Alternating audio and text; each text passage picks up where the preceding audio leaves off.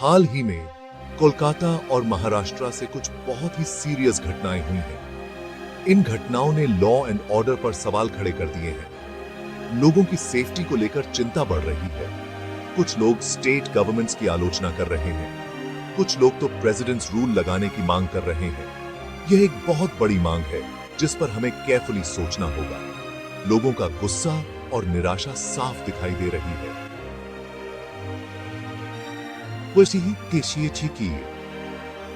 एक ऐसी सरकार चाहते हैं जो उनकी रक्षा कर सके, लेकिन क्या प्रेसिडेंट्स रूल इसका सॉल्यूशन है? यह एक डिफिकल्ट सवाल है जिसके कई पहलू हैं। इससे पहले कि हम कोई राय बनाएं, हमें समझना होगा कि प्रेसिडेंट्स रूल क्या होता है, इसके क्या फायदे हैं और क्या नुकसान। इंडियन कॉन्स्टिट्यूशन के आर्टिकल 356 में प्रेसिडेंट्स रूल का प्रोविजन है। जब किसी स्टेट में सरकार ठीक से काम नहीं कर पाती, तो प्रेसिडेंट उस स्टेट का कंट्रोल अपने हाथ में ले लेते हैं। ऐसे में स्टेट की असेंबली भंग की जा सकती है या उसे रोका जा सकता है। स्टेट का एडमिनिस्ट्रेशन राष्ट्रपति द्वारा नियुक्त गवर्नर के हाथ में चला जाता है। गवर्नर सेंट्रल गवर्नमेंट के ऑर्डर्स फॉलो करते हैं। प्रेसिडेंट्स रूल एक अनयूजुअल स्टेप है। इसका यूज केवल आखिरी रास्ता होने पर ही करना चाहिए, क्योंकि यह केंद्र और राज्य सरकारों के बीच पावर बैलेंस को बिगाड़ता है। प्रेसिडेंट्स रूल के समर्थकों का कहना है कि यह लॉ एंड ऑर्डर ठीक करने में मदद कर सकता है।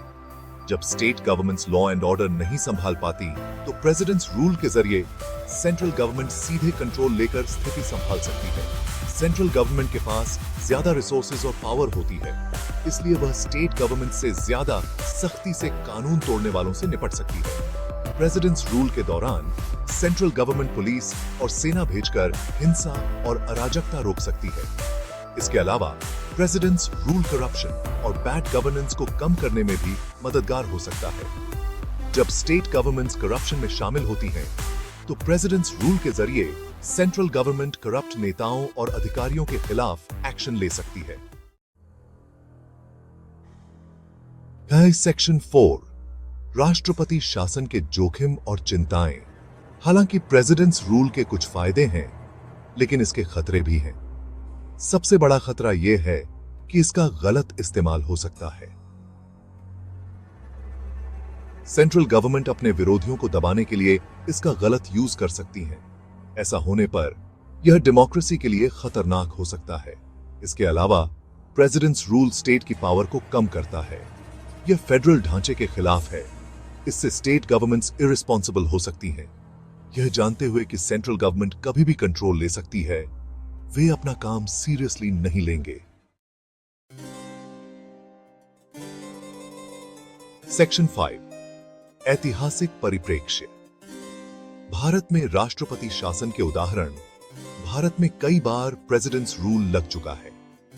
कई बार यह सही था, तो कई बार इसका गलत यूज हुआ। जैसे 1975 में इंदिरा गांधी सरकार ने इमरजेंसी के दौरान अपने विरोधियों को दबाने के लिए प्रेसिडेंट्स रूल का यूज किया था। वहीं 1980 में पंजाब में टेररिज्म के दौरान प्रेसिडेंट्स रूल ने स्थिति संभालने में मदद की थी। प्रेसिडेंट्स रूल का इतिहास बताता है कि यह एक कॉम्प्लिकेटेड इश्यू है। इसका इस्तेमाल सोच समझकर करना चाहिए। सेक्शन 6 आगे का रास्ता संतुलन और सूझ की आवश्यकता। कोलकाता और महाराष्ट्र की घटनाओं ने लॉ एंड ऑर्डर पर सीरियस सवाल खड़े किए हैं। लेकिन प्रेसिडेंट्स रूल कोई जादू की छड़ी नहीं है। यह एक टेम्पररी सॉल्यूशन है जिसके अपने खतरे हैं। इसलिए हमें संतुलित रहना होगा। हमें स्टेट गवर्नमेंट्स को जवाबदेह बनाना होगा। उन्हें लॉ एंड ऑर्डर बनाए रखने के लिए सही कदम उठाने चाहिए। साथ ही हमें यह सुनिश्चित करना होगा कि प्रेसिडेंट्स रूल का यूज केवल आखिरी रास्ता होने पर ही किया जाए, न कि पॉलिटिक्स के लिए।